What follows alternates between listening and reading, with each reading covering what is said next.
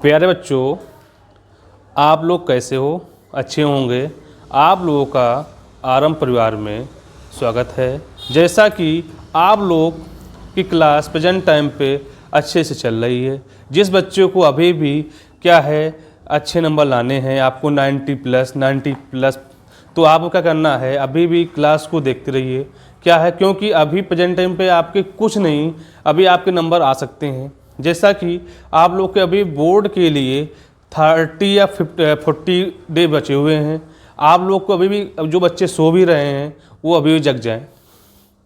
अभी भी कुछ नहीं बिगड़ा हुआ है। नहीं पास हो सकते हो तो फेल भी नहीं हो सकते हो। तो मान लो क्या है, आपको अगर नंबर लाने अच्छे हैं तो आरंभ परिवार से जुड़ जाइए।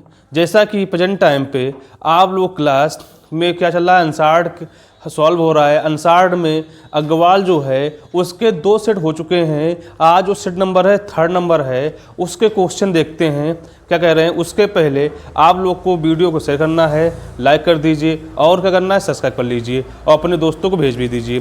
ठीक है, जैसा कि आप लोग को आज पहला क्वेश्चन बोल के आ रहा है, देखते हैं भाई। देखो, पहला क्वेश्चन बोल रहा है, किसी चालक की प्रतिरोधकता निर्भर करती है चालक के किस पे? लंबाई पर, मोटाई पर, पदार्थ पर, या इनमें से कोई नहीं। बोला किस पे निर्भर करती है, तो आप कह सकते हो किसी चालक की प्रतिरोधकता की निर्भर करती है किस पे?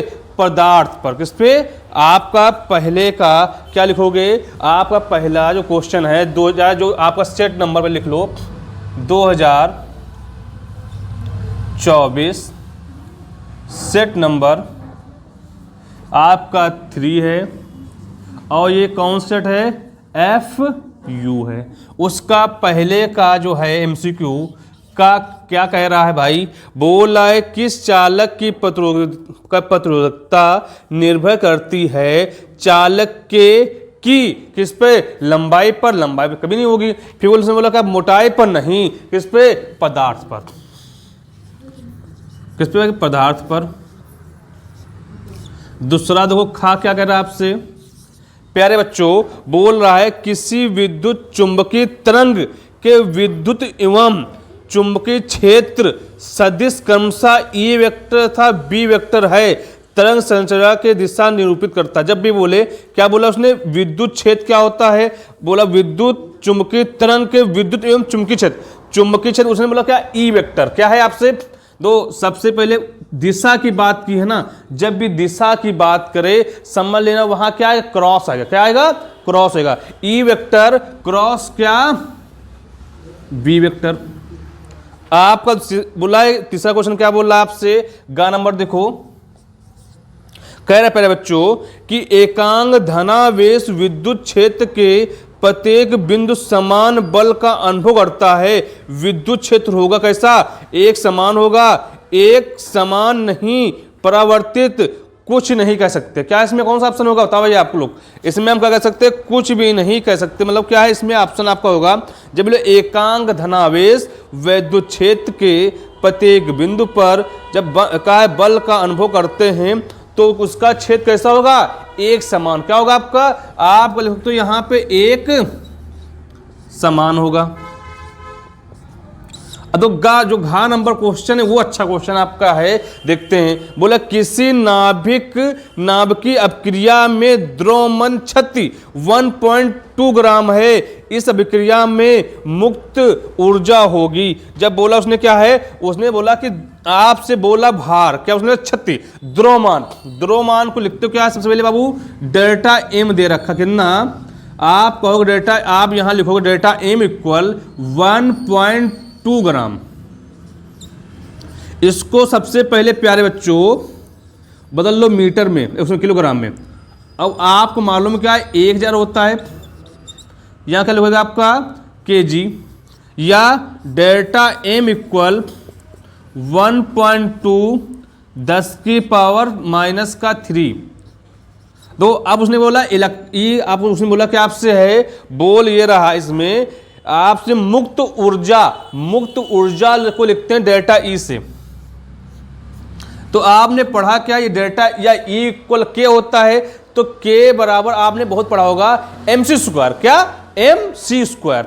तो यहां क्या डेल्टा ई बराबर डेल्टा एम यहां पे सी स्क्वायर। डेल्टा एम का द्रव्यमान है, सी क्या है प्रकाश की चाल है। अगर यहां पे सी चूंकि सी प्रकाश का चाल होता है कितना, आप लिखो यहां पे 3 इंटू 10 की पावर माइनस के सुनो प्लस वही आपको होता है 10 के कितना 8 होता है मीटर प्रति सेकंड होता है। अब पहले तो यहां पे डेल्टा ई इक्वल मान है 1.2 10 पावर माइनस का 3 और डेल्ट सी क्या है 3 इंटू 10 की पावर 8 का होल स्क्वायर। या लिखो डेल्टा ई इक्वल तो यहाँ पे 1.2 इंटू 10 की पावर माइनस 3 का स्क्वायर 9 और 10 कितना यहाँ पे 16 हो जाएगा। फिर आओ देखो आगे, तो यहाँ पे डेल्टा ई इक्वल आप लिखोगे 12 9 108 12 9 108 और एक अंक दशमलव लगा दो, यहाँ 10 की पावर माइनस 3 प्लस का 16 तो डेल्टा ई इक्वल का 10.8 10 की पावर माइनस कितना प्लस का 13 या लिखोगे डेल्टा ई इक्वल इसको 1.08 तो 10 की पावर कितना 14 हो जाएगा। यह ई है, इसका मात्रा क्या होगा जूल होगा। आप लोग को भाई ये बात समझ में आई या नहीं आई, क्वेश्चन को समझ में आ गई होगी भाई। अब देखो आपका इसके बाद बोल रहा है क्या, ये ऑप्शन कौन सा है आपका, ऑप्शन देख लो कौन सा है, ये फोन नंबर ऑप्शन दे रहा है लास्ट वाला आपका बोला है अंगा। देखो कह ये रहा है क्या, इसमें प्रोटॉन का संवेग होगा, क्या बोला प्रोटॉन का संवेग होगा। तो प्रोटॉन मतलब क्या संवेग की बात की तो P इक्वल क्या है संवेग बोला P इक्वल आपने पढ़ा क्या है बताइए। दो आपने ये मुझे मालूम है, देखो आपको बात पढ़िए क्या P इक्वल ई अपॉन सी भी होता है, क्या होता है ई अपॉन सी होता है। जब ये क्या ऑप्शन में आपके है नहीं है तो आपने एक बात पढ़ी क्या, चूंकि ई बराबर क्या पढ़ा आपने लेमडा या एच न्यू, क्या पढ़ा है एच न्यू। तो यहां पे P इक्वल क्या लिख दोगे एच न्यू अपॉन सी। तो कोई ऑप्शन में भाई ऐसा है, दो आपका ऐसा ऑप्शन कुछ है तो हो जाएगा। दो यहां क्या है आपका P इक्वल ई अपॉन सी, ई इलेक्ट्रिक है मतलब आपको या प्रोटॉन है या सी क्या प्रकाश की चाल है। जब आपका ये ना हो तो आपका क्या है ई इक्वल क्या होता है एच न्यू, एच क्या है प्लैनेटांक है, न्यू क्या है दिल्ली है, या सुनो न्यू क्या या कर सकते ठीक है। यहाँ क्या है P इक्वल P संवेग है एच न्यू अपॉन सी। और इसी प्रकार आपसे बोलेगा एम का मान पढ़ोगे तो एम इक्वल आप लिख सकते हो यहाँ पे बताइए भाई। तो एम का मान होता है क्या, इसको छोड़ो इसका मतलब नहीं बनता है। तो 4 नंबर देखो क्या कह रहा है, बोल रहा भाई कि 20 कूलाम का आवेश 3 इंटू 10 की पावर 3 टेस्ला के चुंबकीय क्षेत्र में गति करता है। क्या है कोई 20 कूलाम का दे रखा है और उसमें कितना टेस्ला है इतना चुंबकीय क्षेत्र से गति कर रहा है। तो चुंबकीय क्षेत्र द्वारा कार जब ऐसा बोले, जब आपके कूलाम की बात की है टेस्ला दे रखा है वहां पे उसका जो कार होगा कितना होगा 0 क्या होगा 0 होगा। तो यहां 0 ले सकते हो। आपके दो फर्स्ट के का खा गा घा अंगे आपको 5 क्वेश्चन हो गए हैं, नोट कर लीजिए। फिर आपको 6 नंबर दूसरा क्वेश्चन देखते क्या कह रहा है।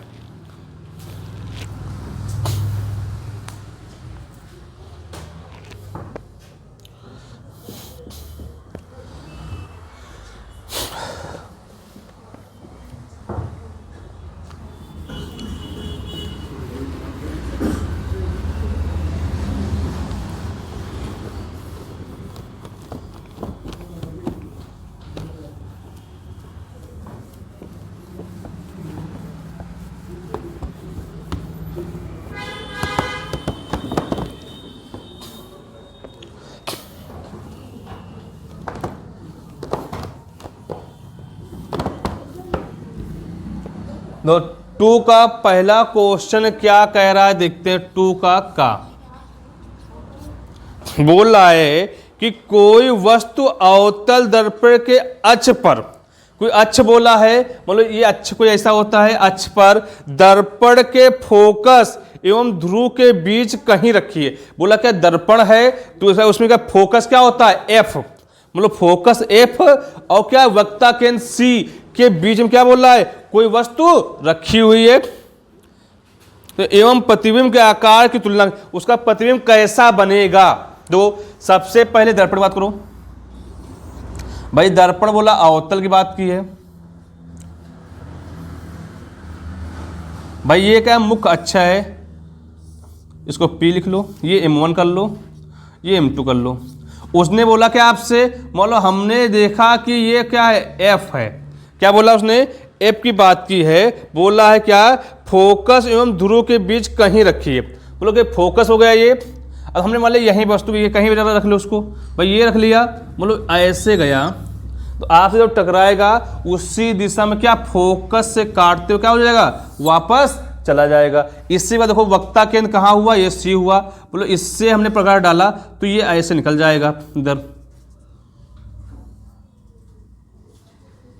जहां ये काट रहा ना, ये इसका क्या होगा, प्रतिबिंब बनेगा भाई। बोलो इसको क्या कर लो आप, ये ए हो गया, ये बी, ये ए डैश, ये बी डैश, भाई ये क्या आपका है, वक्ता केंद्र है। उसने क्या बोला आपसे बोल रहा है अब ये कैसा बना हुआ है, जब इसके बारे में इसके प्रकृति देखो, प्रकृति मतलब प्रतिबिंब, प्रकृति पर प्रतिबिंब क्या है, प्रतिबिंब दर्पण और प्रतिबिंब दर्पण के पीछे, दर्पण के पीछे कर लो। देखो ये दर्पण भैया है, इसका कहां बनना है, पीछे बनना है, दर्पण के पीछे। तो जब दर्पण के पीछे बनेगा ना भाई, दर्पण के पीछे, पीछे दो पीछे बना हुआ है। उसके बाद जब भी पीछे बनेगा ना भाई, तो हमेशा समझ लेना कैसा बनेगा, आभासी बनेगा। क्या बनेगा, आभासी। कैसे ऊपर बनना भैया, आभासी बनना है। दो यहां वस्तु कितनी है, छोटी, यहां कितना है, बड़ी है, तो आभासी। और कैसा बना ये, दो जैसे ये है उसे ऐसे बना हुआ है, तो सीधा भी है। और क्या होगा यहां पे, वस्तु से बड़ा। भाई बात समझ में आई नहीं आई। दो सबसे पहले आपको क्वेश्चन हो गया, इसको नोट कर लीजिए, फिर देखते हैं दूसरे का। देखो खा देखते हैं दूसरे का खा क्या कह रहा है।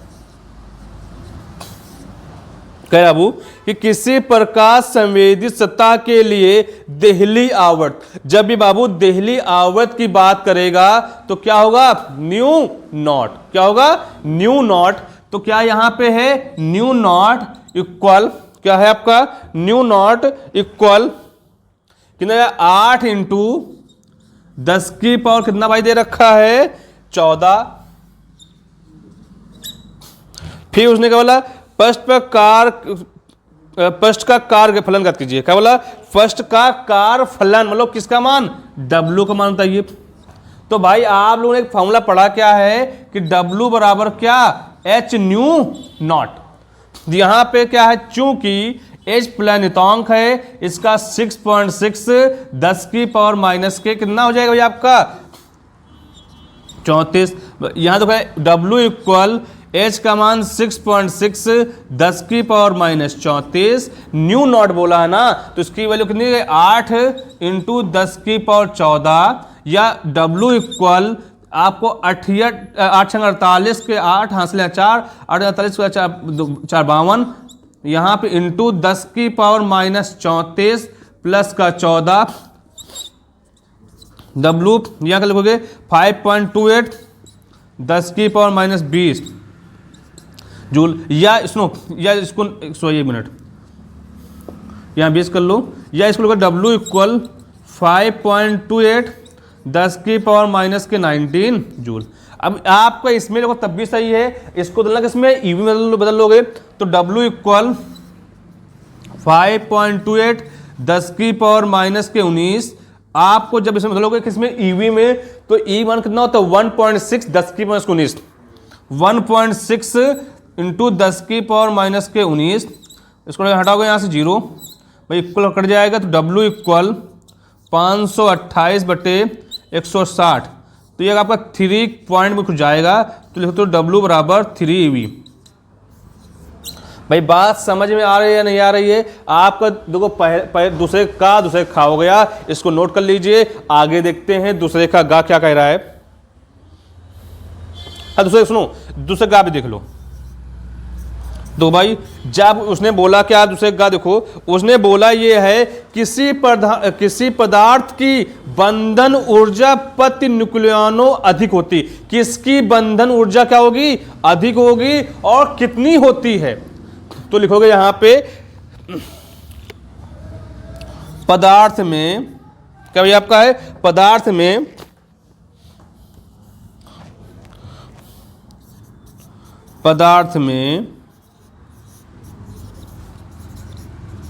बंधन ऊर्जा प्रति न्यूक्लियनों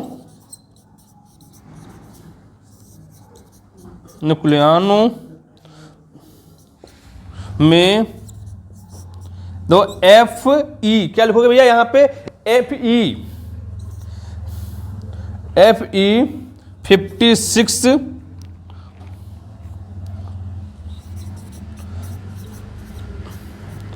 अधिकतम होती है,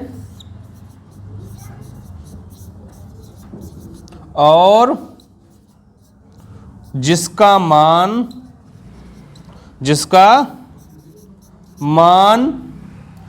आपका जो भाई मान है ना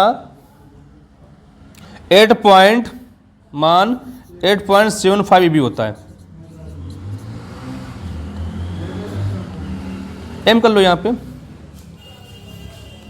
M होता है।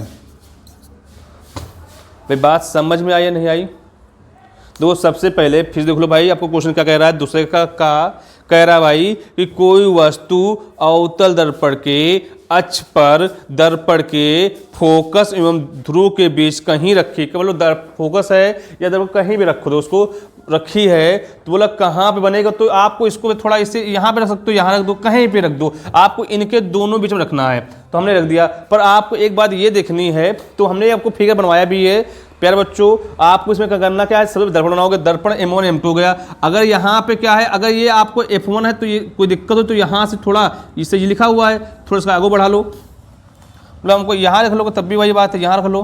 पर आपकी ये वस्तु हो गई यहाँ पे। पर आपको एक बात समझो, पर जब भी आप जब वस्तु है, बस जब दर्पण से टकराएगा ना तो वो फोकस से होते हुए ही आएगा।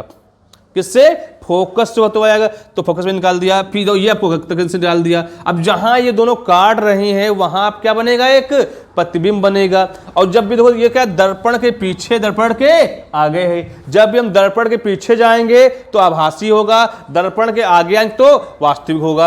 और दो यहाँ क्या है, अगर इसे ये बना हुआ है ऊपर है तो ऊपर ये भी है, तो आभासी कैसा होगा आपका, आभासी सुनो सीधा होगा। अगर यही इस नीचे होता तो कैसा होता, उल्टा होता। यहाँ वस्तु छोटी सी, यहाँ की वस्तु कितनी बड़ी रही, बड़ी बन रही। तो कह प्रकृति पर प्रतिबिंब दर्पण के पीछे बन रहा है, और कैसा है, आभासी है। कैसा होगा, जब भी दर्पण के पीछे कभी भी बने, कैसा बनेगा, आभासी बनेगा। आभासी बनेगा तो यहां पे कैसा बनना है, देखो ये भी है, सीधा ही बनना है। और फिर कैसा है, वस्तु से बड़ा बनना है। फिर आगे देखते क्या कह रहा है, दूसरा क्वेश्चन वो ये बोल रहा है, किसी प्रकाश संवेदी सतह के लिए देहली आवृत्ति 8 × 10⁻14 हर्ट्ज है, तो पृष्ठ का कारफलन देहली आवृत्ति को लिखते किससे भैया है, न्यू नॉट से। तो new not equal 8 × 10⁻14 hertz. W निकालना, कारफलन ना, बस बोला क्या भाई आपसे, पृष्ठ का कारफलन, तो क्या होगा, डब्ल्यू होगा।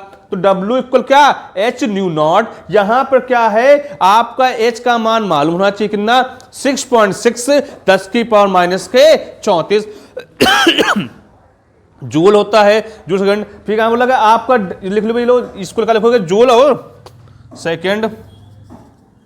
फिर W इक्वल क्या दो, आपको वैल्यू रख दिया, इंटू का तो 552.8 × 10⁻⁻34 + 14 घटाओगे तो कितना 52.8 10 की माइनस के 20 हो जाएगा। तो यहाँ 5.28 10 की पावर माइनस के 19 हो जाएगा। या देखो इसको तुलना किसमें, अगर इतना भी कर दोगे ये जूल में आए तब भी आपका आंसर क्या है, राइट है। तो अगर इसको किसमें बदलोगे, ईवी में, तो करोगे 1.6 से डिवाइड कर देना, आपका ईवी में आ जाएगा। भाई इतनी बात समझ में आ गई होगी। फिर आपका ग नंबर क्वेश्चन क्या कह रहा है प्यारे बच्चों, देखते हैं। बोल रहा है किसी पदार्थ की बंधन ऊर्जा पथ न्यूक्लियनों अधिकतम, किसकी बंधन ऊर्जा सबसे ज्यादा होती है। तो लिखा क्या है, पदार्थ में बंधन ऊर्जा पथ न्यूक्लियनों में Fe56 अधिकतम होती है, और जिसका मान क्या लिखा हुआ है 8 पॉइंट क्या है 75 क्या है MeV होता है। भाई इतनी बात आ गई, आपका 2 का का हो गया, खा हो गया, गा हो गया। इसको नोट कर लीजिए। फिर देखते हैं घा नंबर का कह रहा है आपसे।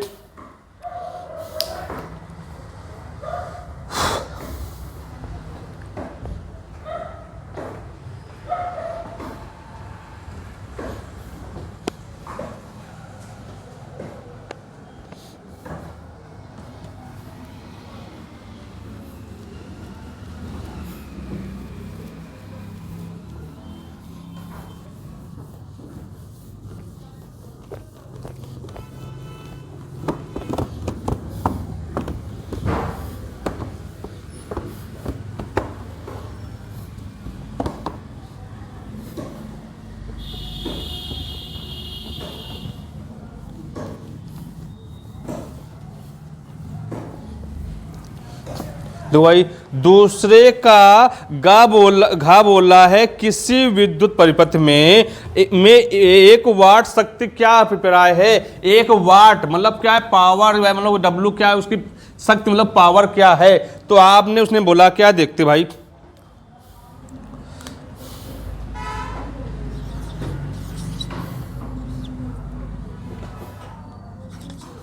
उसने बोला पावर, मतलब P बराबर आपने पढ़ा क्या है W/T, क्या होता है W/T।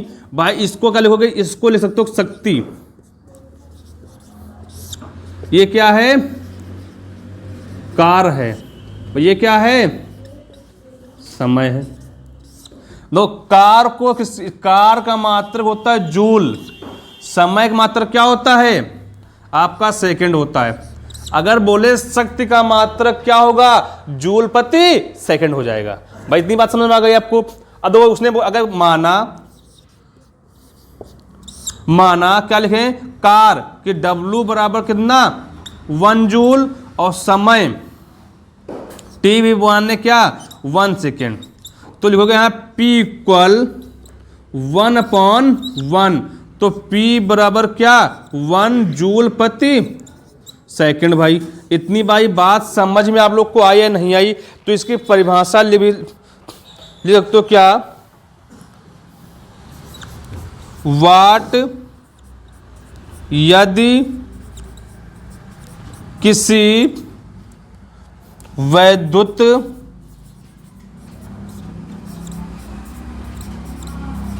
परिपथ में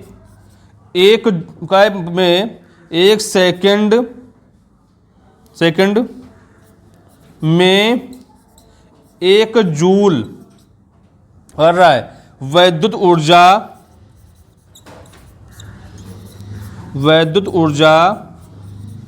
व्यय, मतलब कि व्यय होती है, तो परिपथ में 1 वाट क्या परिपथ में शक्ति, परिपथ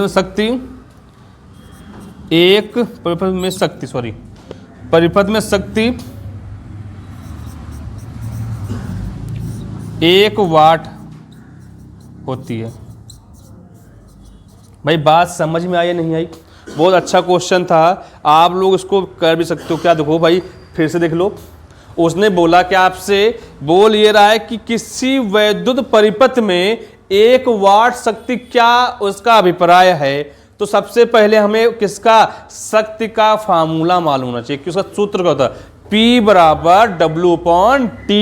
P क्या है आपकी शक्ति मतलब पावर है, और क्या ये W क्या है वर्क मतलब कार है, T क्या है समय है या टाइम है। तो आपको मालूम है कार का मात्रक क्या होता है प्यारे बच्चों, जूल होता है। समय का मात्रक क्या होगा, सेकंड होगा। अब उसने बोला P का मात्रक संवेग शक्ति का मात्रक क्या होगा, जूल प्रति सेकंड होगा। हमने कहा माना क्या, W बराबर 1 जूल, T बराबर क्या 1 सेकेंड। तो बोल क्या रहा है, आपको फॉर्मूला लिखा इसमें रखोगे P/1 × 1, तो क्या है P बराबर 1 जूल, क्या आ जाएगा या जूल, या इसका या सीधे लिख सकते हो वाट भी लिख सकते हो। इसका दो मतलब होता है, एक एमकेया से सीजीएस में होता है, तो क्या है जूल प्रति सेकंड बोलो या वाट बोल सकते हो। तो क्या है वाट यदि किसी वैद्युत परिपथ में 1 सेकंड में 1 जूल, मतलब 1 सेकंड में 1 जूल क्या कर रहा है, कार या कुछ भी कर रहा है, का वैद्युत क्षेत्र वय मतलब क्या है, 1 जूल का है वैद्युत क्षेत्र वय मतलब क्या, वय मतलब कार कर रहा है, तो परिपथ में शक्ति क्या होगी, 1 वाट होती है। बात समझ में भाई आया नहीं आया। इससे पहले देखो आपका अंगा, देखो दूसरे क्या अंगा क्या कह रहा है,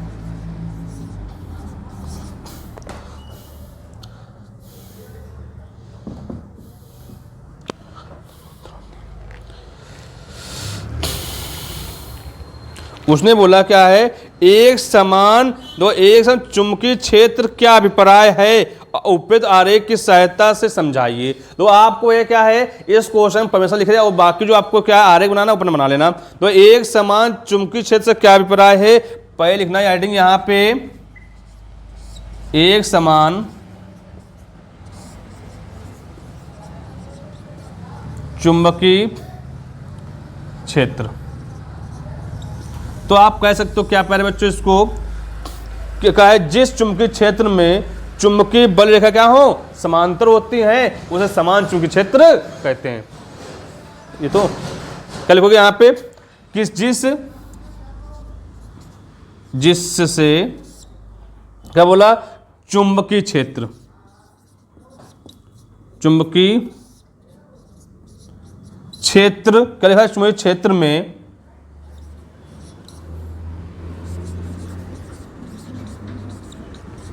चुंबकीय रेखाएं क्या हो, समान होती हैं, समांतर होती है, समान होती हैं, समान होती हैं, उसे समान चुंबकीय क्षेत्र कहते हैं। भी बात समझ में आ गई होगा आप लोग को। दो आपको इतनी हो गई। अब देखो आपका दूसरे का दो क्या कह रहा है, देखो आपसे बोला किसी प्रत्यावर्ती परिपथ में वोल्ट मीटर था अमीटर के पैठांक दे रखा है, क्या 220 वोल्ट एवं 1.4 एम्पियर है, वोल्टता एवं धारा के वर्ग माद मूल मान का याद कीजिए। तो आप लोग एक बात समझो, इस क्वेश्चन में ही आंसर आपका छुपा हुआ है। तो इस क्वेश्चन में ही आपका आंसर क्या रखा हुआ है, कुछ करने की जरूरत नहीं है। उसने क्या बोला आपसे, वोल्टता, तो वोल्टता किसमें होती है, वोल्ट मीटर में होती है। तो वोल्ट तो किसमें होगा, वर्ग माद मूल, तो VRMS क्या निकालना है, VRMS। तो आपको ऑलरेडी इसमें दे रखा है कितना, 220 वोल्ट। अगर उसमें लगा कैसा, धारा का वर्ग माद मूल, तो क्या IRMS, और किस में होता है, अमीटर में होता है, उसने ऑलरेडी दे रखा आपको अमीटर में। तो क्या लिखोगे यहाँ पे 1.4 एम्पियर। देखो कितना एक नंबर में उसने क्या कह दिया, कुछ नहीं करना था, उसी में आपका आंसर छिपा हुआ था, क्वेश्चन में ही। क्या बोल रहा उसने, आपसे पहले क्वेश्चन पढ़ोगे तो बोला क्या, एक प्रत्यावर्ती परिपथ है, जब परिपथ बोला प्रत्यावर्ती है, वोल्टता की बात की है, तो उसको VRMS लिखोगे, तो ऑलरेडी लिखा हुआ है। फिर बोला क्या है आपसे इसी में, बोला अमीटर है तो क्या होगा, IRMS होगा। यह धारा बोलता तो फिर बोला क्या आपसे, बोल क्या रहा है, वर्ग माद मूल मान क्या होगा, तो VRMS IRMS निकालना है, ऑलरेडी दे रखा है। आप लोग को क्या दूसरे का भी हो गया, अब खा भी हो गया, गा भी हो गया, घा भी हो गया, अंगा सारे हो गए हैं। आप इसको नोट कर लीजिए। बाकी देखते थर्ड का पहला क्वेश्चन क्या कह रहा है आपका।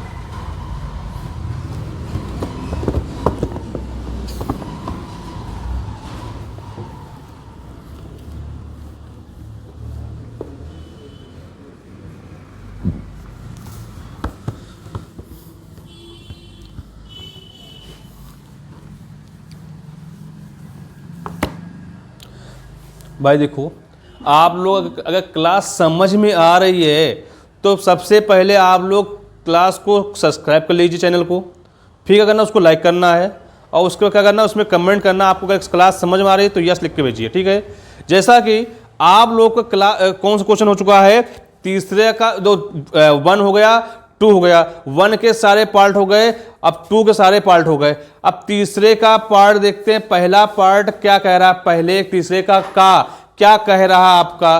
तो उसमें सबसे पहले प्यारे बच्चों लिखा हुआ है क्या, किसी विद्युत द्विध्रुवी की अच्छी रेखा पर स्थित किसी बिंदु पर द्विध्रुव कारण उत्पन्न विद्युत विभव का व्यंजक ज्ञात कीजिए। अगर तो भाई अगर इसको क्या है, अगर 3 नंबर में है 2 नंबर में तो छोटा सा क्वेश्चन होगा, ये 5 नंबर में बोलता तो उसकी पहले व्याख्या लिखते तो बाद में कर लेते। आप लोग सबसे पहले देखो, कुछ नहीं करना है प्यारे बच्चों, इधर देखो भाई, ये हो गया आपका, यहां पे क्या प्लस का क्यू है, यहां क्या है माइनस का क्यू है। अब यहां उसने क्या बोला, अगर भाई यहां पे क्या कोई बिंदु ए है, अगर ये दूरी क्या आपकी है एल है, दूरी क्या होगी ये आपकी एल होगी। ये दो यहां पे डैश डैश डैश डैश, हमें नहीं मालूम कहां तक मुझे जाना है, तो यहां क्या लिखोगे आपका, ये पूरी दूरी क्या होगी आर होगी। भाई इतनी बात समझ में आई या नहीं आई, आगे होगी आप लोग को।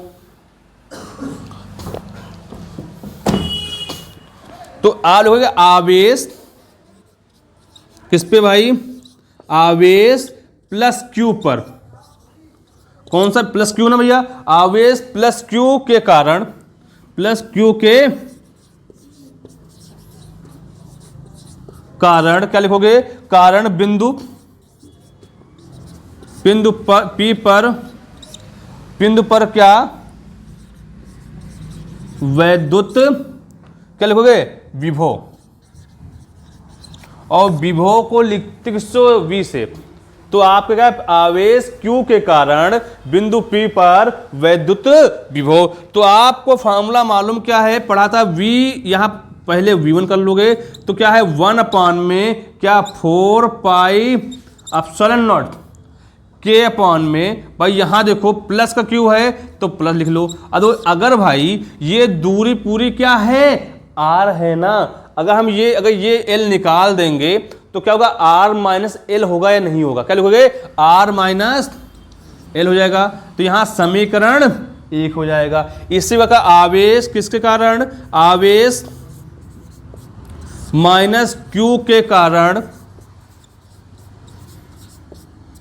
क्या लिखोगे यहां पे, बिंदु P पर वैद्युत विभव। ये V1 था, ये क्या हो गया आपका V2, तो 1/4 पाई एप्सिलॉन नॉट K, यहां तो माइनस का क्यूब। तो अगर भाई देखो ये पूरा क्या R है तो यहां क्या करोगे, अगर A में प्लस में L करोगे तो क्या माइनस में जा रहे, तो आपको भाई इतनी तो यहां पे L लिखोगे, समीकरण 2 गया। तो लिखो क्या यहां पे परिणामी तीव्रता R प्लस L है, तो यहाँ पे L कर लोगे। उसने बोला क्या आपका P का लिखोगे, P का परिणामी विभव क्या है V है। तो आप लिख सकते हो क्या V बराबर V1 प्लस V2। तो भाई प्यारे बच्चों तो यहां पे कह सकते हो क्या कि V बराबर 1/4 पाई एप्सिलॉन नॉट Q अपॉन में क्या R प्लस L। दो यहाँ पे plus 1/4 pi epsilon not into minus का Q अपॉन में R, सॉरी यहाँ माइनस का, यहाँ प्लस का L। दो यहाँ पे क्या V इक्वल, यहाँ पे 1/4 पाई एप्सिलॉन, यहाँ क्यों कर लो, यहाँ क्या K का मिल जाए, यहाँ पे क्या है आपका Q मिल जाएगा। तो यहाँ पे 1/R माइनस L माइनस का 1/R प्लस L। तो यहाँ पे V equal 1/4 pi epsilon not K, यहाँ पे Q ले सकते हो। तो यहाँ पे एलसीएम लोगे R माइनस L, यहाँ क्या R प्लस L, तो यहाँ पे R प्लस L माइनस का R माइनस L। तो यहाँ पे V equal Q upon 4 pi epsilon naught के, यहाँ पे क्या R प्लस एल माइनस का R प्लस का एल अपान में ये क्या A minus B A plus B, तो A स्क्वायर माइनस का एल स्क्वायर, तो ये माइनस का ये प्लस का माइनस का, तो V equal Q into 2L अपान में 4 पाई एप्सिलॉन नॉट के, यहाँ क्या लगेगा आपका R स्क्वायर माइनस का एल स्क्वायर, तो यहाँ पे V इक्वल 2 क्या है QL अपान में क्या 4 पाई एप्सिलॉन नॉट, यहाँ पे R स्क्वायर माइनस का क्या लिखोगे यहाँ पे एल स्क्वायर। भाई ये किसका चूंकि लिख सकते हो कि P बराबर 2QL, तो आप लिख सकते हो यहाँ पे क्या कि V इक्वल क्या P अपान में 4 पाई एप्सिलॉन के, यहाँ पे R स्क्वायर एल स्क्वायर, तो ये लिख सकते हो क्या है एल स्क्वायर, क्या एल क्या है एल एक नगण्य है, क्या है नगण्य है, तो आपको लिखोगे V क्या है यहाँ पे क्या बहुत ही छोटा किससे है P से है। आपको यही सिद्ध करना था। भाई बात समझ में आई या नहीं आई? बहुत अच्छा क्वेश्चन था, देख लीजिए फिर समझ लीजिए क्या कह रहा है प्यारे बच्चों। बोल ये रहा है कि किसी विद्युत विभव के अच्छी रेखा पर स्थित बिंदु पर द्विध्रुव के कारण उत्पन्न विभव का व्यंजक ज्ञात कीजिए। तो क्या होगा, सबसे पहले क्या है आपका कोई आवेश है, आवेश पे क्या होता है एक प्लस चार्ज होता है एक माइनस होता है। अगर मान लो ये पूरी दूरी क्या मान लो अगर भाई ये पूरी दूरी 2L है, अगर तो आधी क्या हो गई, अगर यहाँ से वहाँ जाना है तो R minus L R plus L हो जाएगा। भाई ऐसे ही क्या पहले स्पिन निकालोगे आवेश, फिर स्पिन निकाल लोगे, फिर इसको सॉल्व कर लोगे, आपका आंसर आ जाएगा। इसको नोट कर लीजिए, ये तीसरे कौन सा है, ये थर्ड का नंबर है। बहुत अच्छा क्वेश्चन था, देख लीजिए और इसको नोट कर लीजिए। फिर तीसरे का खा देखते हैं क्या कह रहा है आपका।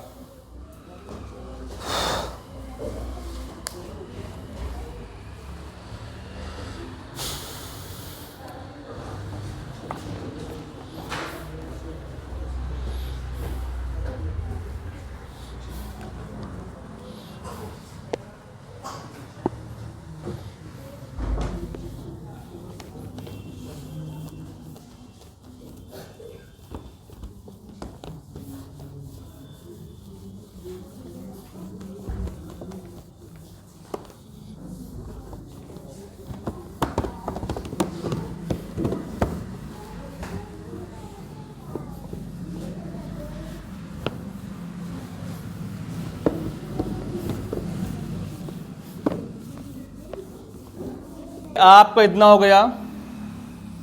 आप देखो प्यारे बच्चों, आप लोगों का तीसरे खा ये कह रहा है ट्रांसफार्मर का कार्यकारी सिद्धांत लिखिए और ट्रांसफार्मर में होने वाली दो हानियों का उल्लेख कीजिए। सबसे पहले हेडिंग डालिए ट्रांसफार्मर का सिद्धांत। चलो तीसरे का खा क्या कह रहा भाई, बोला ट्रांसफार्मर का सिद्धांत।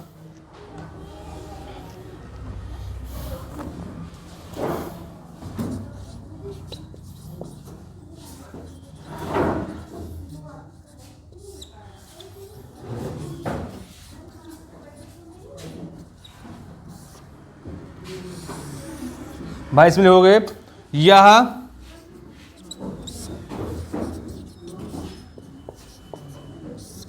अननोन प्रेरण का सिद्धांत पर कार्य करता है, पर कार्य करने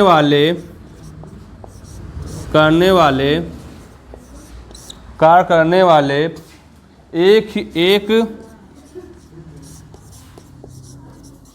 ऐसी युक्ति है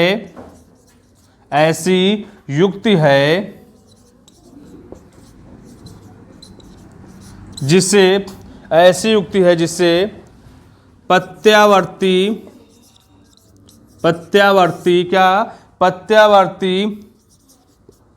धारा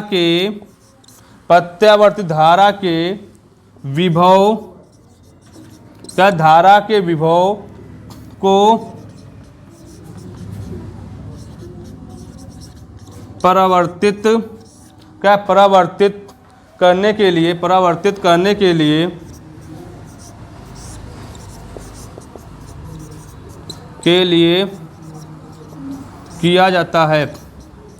किया जाता है। सबसे पहले प्यारे बच्चों आप लोग को हानियां देखो, एक आपका हानि लिखना है लौह हानि। लौह हानि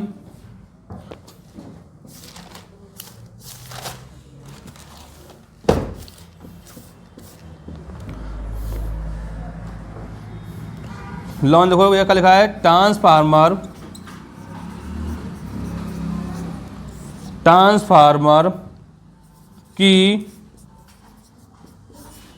क्रूड में किसका क्या है में उत्पन्न भंवर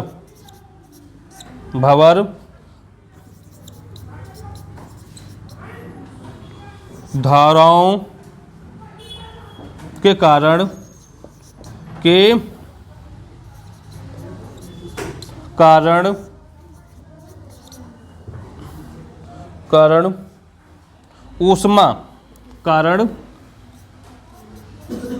ऊष्मा के रूप में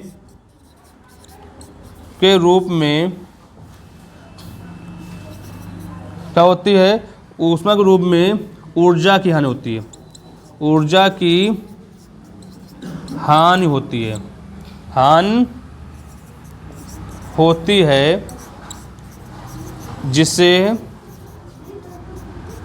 लौह हानि कहते हैं।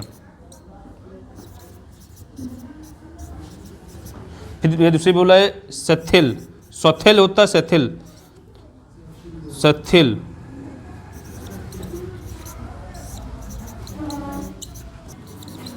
ट्रांसफार्मर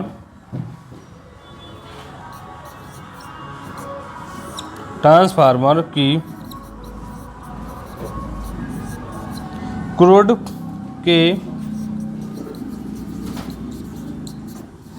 चुंबकन तथा विद्युत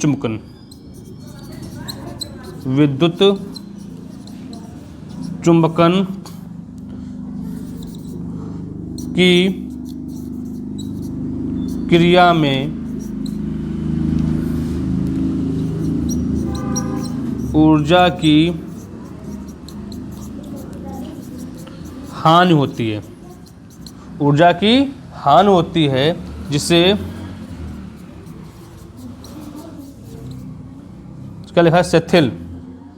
क्या है सथिल हानि होती है, क्या होती है आपका सथिल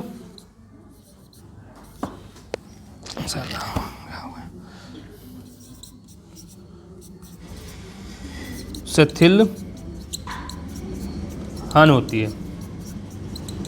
तो भाई आपसे बोला है ट्रांसफर सिद्धांत। सबसे पहले यह अन्योन प्रेरण का सिद्धांत का कार्य करने वाली एक ऐसी युक्ति है जिसे क्या है परावर्तित धारा के विभव को क्या करती है, परिवर्तित करने के लिए किया जाता है। किसका, ट्रांसफर का सिद्धांत। फिर उसका बोला आपसे है हानियां दो हानियां लिखने बोला है, तो लौह हानि और क्या है सथिल हानि। तो लौह हानि बोला है तो ट्रांसफार्मर के कोड में उत्पन्न भंवर धाराओं के कारण क्या है ऊष्मा, क्या जिसमें ऊष्मा निकलती है ऊष्मा के रूप में क्या होती है ऊर्जा हानि। जो ऊष्मा निकलती है उसमें जो ऊर्जा हानि होती है उसी को लौह क्या कहते हैं, हानि कहते हैं, सथिल हानि। ट्रांसफार्मर की कुंड के चुंबकन तथा विद्युत चुंबकन की क्रिया में ऊर्जा की हानि होती है। उसका चुंबकन हो या क्या बोला उसने विद्युत चुंबकन में जो क्या होती है उसमें हानि होती है, उसे सथिल चुंबक कहते हैं। उसने बोला आप देखो क्या फिर बोला है गा नंबर देखो क्या कह रहा है भैया, बहुत अच्छा क्वेश्चन है, बहुत ही छोटा क्वेश्चन, प्यारा क्वेश्चन है।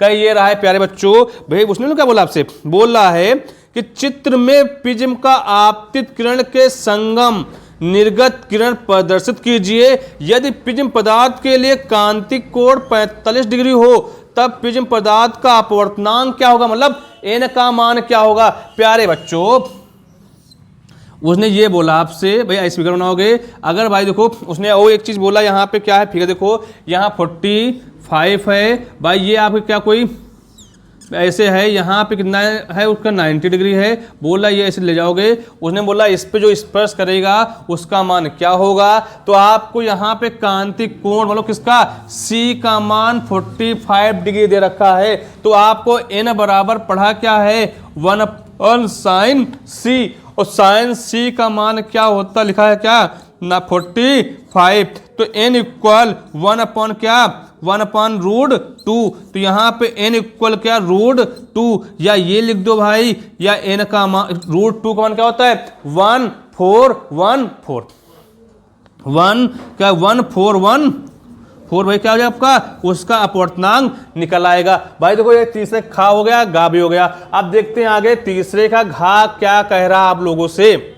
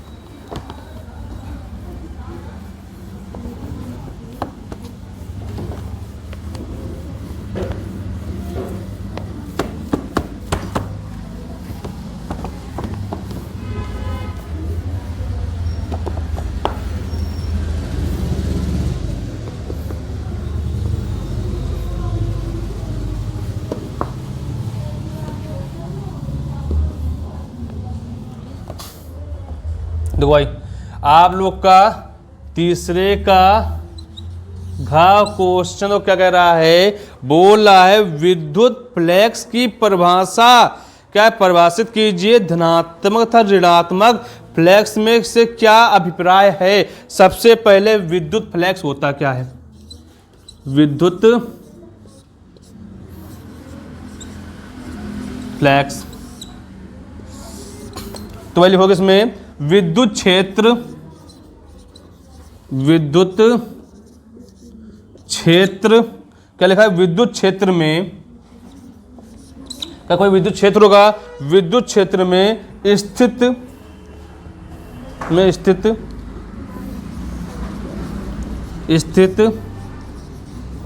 किसी पृष्ठ से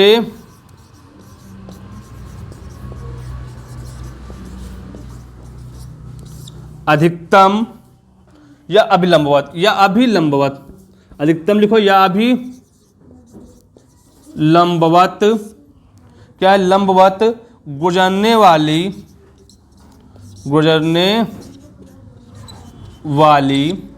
वाली क्षेत्र रेखाओं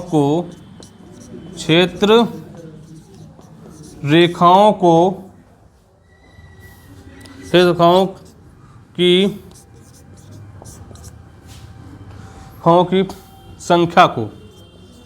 संख्या को विद्युत फ्लैक्स कहते हैं। इसे क्या है फाई ई से व्यक्त करते हैं या लिखते हैं और विद्युत फ्लैक्स एक अदिश राशि है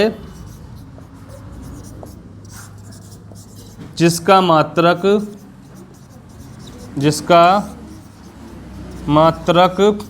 क्या होता है, इसका मात्रक क्या होता है भैया, इसका मात्रक न्यूटन प्रति कूलम होता है उसने क्या बोला आपसे, बोला है धनात्मक, क्या उसने बोला धनात्मक था ऋणात्मक, क्या उसने बोला धनात्मक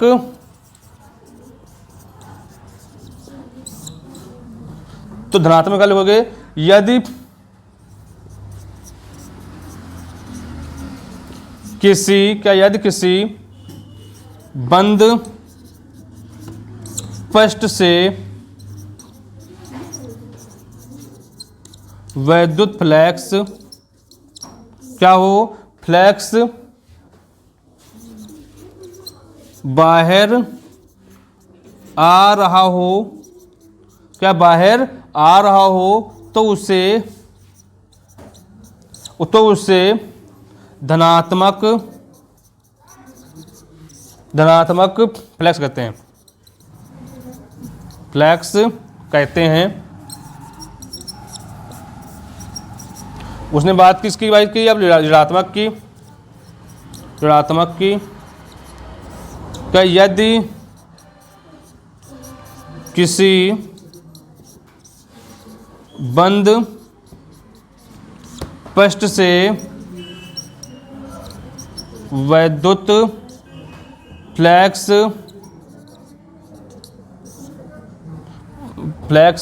क्या हो,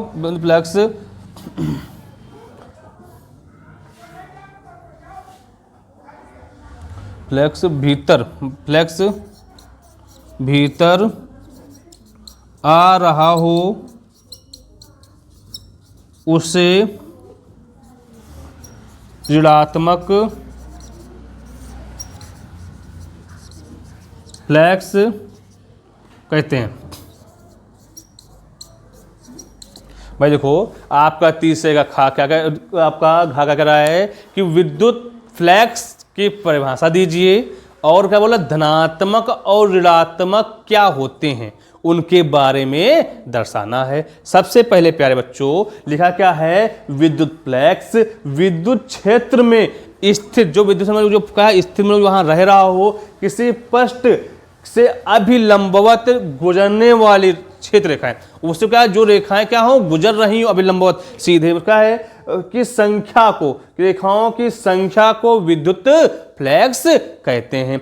और विद्युत फ्लैक्स को लिखते किससे, फ्लैक्स लिखते हो फाई से, वैद्युत की बात की तो क्या होगा ई होगा, तो फाई ई से लिखते हैं। फिर बोला क्या है, यह एक कैसी राशि है, अदिश राशि है।